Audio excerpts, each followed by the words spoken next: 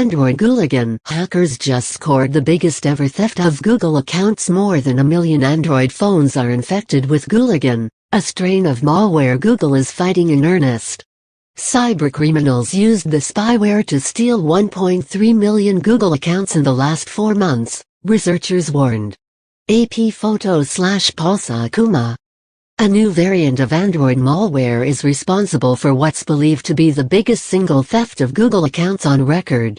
The so-called Gooligan strain has infected as many as 1.3 million Android phones since August, completely prizing the devices open and stealing the tokens users are given to verify they are authorized to access their accounts.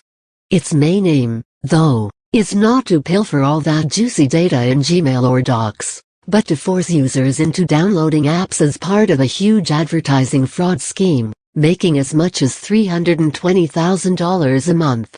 And Gooligan is spreading at an alarming rate. Since the start of this month, it's been racking up an average of 13,000 new infections every day, according to researchers from Check Point. The malicious software first gains a foothold on devices when users visit a website and download a third-party app.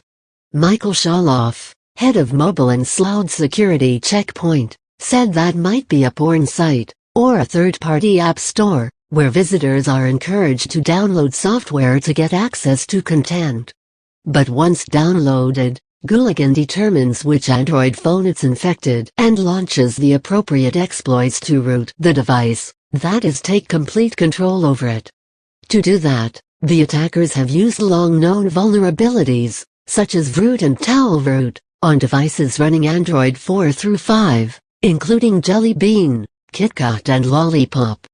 Together, those operating systems account for 74% of Android devices in use today, totaling around 1.03 billion. Most infections, 40%, are in Asia, though 19% are in the Americas, most of which are in North America, Sholoff said. Another 12% are based in Europe. Once Gooligan has control of the phone, the victim's Google account token is siphoned off to a remote server and could be used to gain access to their Gmail, Docs, Drive, photos and other data, even where two-factor authentication is turned on. Check Point's researchers were able to trace that server, uncovering a stash of 1.3 million real Google accounts. Looking at server logs, they were also able to determine as many as 30,000 apps were being downloaded every day by infected phones, reaching a total of 2 million so far. Hundreds of businesses' Google accounts have been hit too, Check Point warned. Previous multi-million leaks of Google accounts have proven false, most notably in 2014 when just 2% of 5 million allegedly real logins leaked on the dark web turned out to work on active accounts, and in 2016 when only 460,000 of 23 million published online were deemed legitimate. Whoever is behind the attack is rapidly expanding an advertising fraud campaign, said Sholoff. The attackers have forced victims to download and give positive reviews to apps on Google Play, which provides an illicit revenue stream as the hackers also run advertisements within the applications. Every download and every click on the ad adds a small amount to the attackers' coffers. Sholoff said the business model was similar to another group dubbed Hummingbird, discovered in February this year. The Chinese cybercriminals behind Hummingbird made $320,000 a month with that one initiative, according to Sholoff. He believes the Gooligan crooks are earning much the same. On learning that they'd downloaded a scam app, a user posts notices on Google Play. They were a victim of Gooligan, Check Point said. Ghost Push. Gooligan is a variant of an old piece of malware known as Ghost Push that Google has been fighting in earnest for the last year. The initial warnings about Ghost Push landed in September last year, and Google said in April it was the most successful Android malware of 2015, infecting around 4 million phones and its various forms. It also rooted devices and displayed malicious ads. In October, security firm Cheetah Mobile Security said 3 different versions of Ghost Push were propagating at a rate of 10,000 installs a day. The Gooligan hackers' escapades date back to at least June 2015, However, when the first evidence of the malware code was found, Check Point saw Android phones infected with malicious software containing early Gooligan code when physically connected to PCs running a Windows backup tool, Snapia.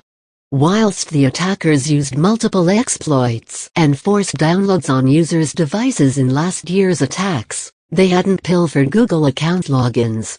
After finding Gooligan in August, and noting its alarming success rate, Check Point and Google formed a task force to deal with the threat. Check Point today released a free tool to check for infection. In a blog post, it also provided a list of apps containing the malicious Gooligan code. Shalov believes there's a good chance the community effort will lead to Gooligan's demise, though he wouldn't reveal the names of those he believed to be involved. Hopefully we'll be able to bring this operation to its end, he told me. I'm not sure I can say exactly who it is, but I can probably say who is involved. No user data theft, says Google. It does not appear the hackers are actually using the account credentials to pilfer user data.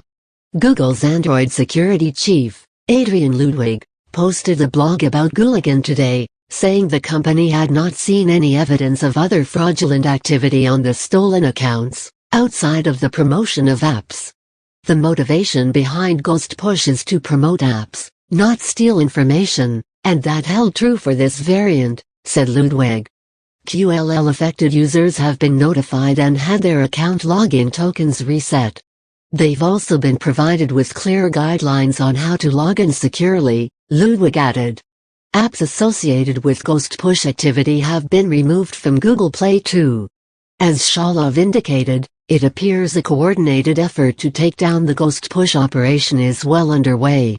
We are working with the Shutout Server Foundation and multiple major ISPs that provided infrastructure used to host and control the malware.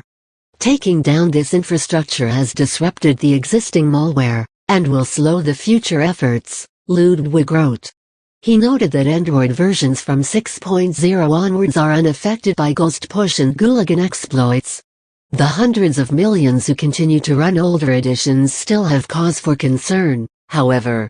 The main problem is that the propagation of those patches is slow to non-existent, Shalov added. It's a difficult problem to solve,